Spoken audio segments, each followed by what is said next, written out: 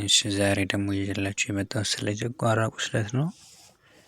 ጨጓራ ቁስለት ማለት ሰውነታችን ላይ ሰውነታችን ውስጥ በሚፈጠሩ ፊዚዮሎጂካሊም ሊሆን ይችላል ሜካኒካሊም ሊፈጠሩ የሚችሉ በሰውነት ላይ የሚደርሱ ጫናዎች አሉ።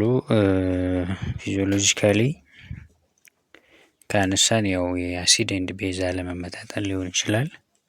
ሜካኒካሊ ደግሞ ያው ላይፍ ስታይል ከምንመገባቸው ምግቦች አንፃር ጨጓራችን ላይ ጫና ሊያሳድሩ የሚችሉ ምግቦችም ሊሆኑ ይችላሉ። በእነሱ ምክንያት የሚፈጠር የጨጓራ ግድግዳ መሳሳት ነው። ምልክቶችም ያው ደረት መሃል የማቃጠል ስሜት፣ ድካም፣ ራሳችን ደግሞ ቅልል የማለት ስሜት አለ። ማቅለሽለሽ ሊኖር ይችላል፣ ትውኪያ ሊኖር ይችላል፣ ስዊቲንግ ወይም ላብ የማላብ ስሜት ሊኖር ይችላል። እነዚህ ካሉ የጨጓራ ቁስለት የመሆን እድሉ ሰፊ ነው።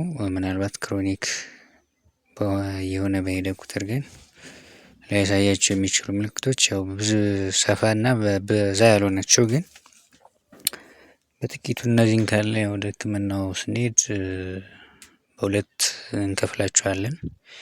ቤዝድ ኦን ሜካኒዝም ኦፍ አክሽን ያው ፕሮቶን ፓምፕ ኢንሂቢተር እና ኤች2 አንታጎኒስት ብለን ያው ኢንዲቴይል ደግሞ እንትን ለማለት ያው ጉግል አድርጋችሁ ማንበብ ትችላላችሁ።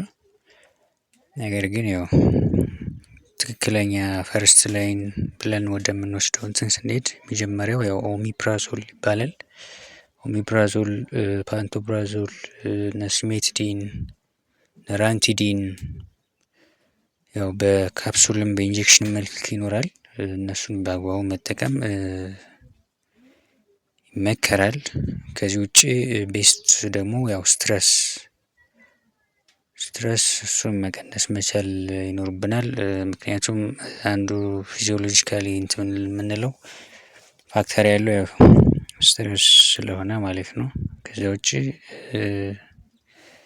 ለሰውነት የሚስማሙ ምግቦችን መመገብ ያው እንደዚህ በማድረግ የጨጓራ ቁስለት መከላከል እንችላለን።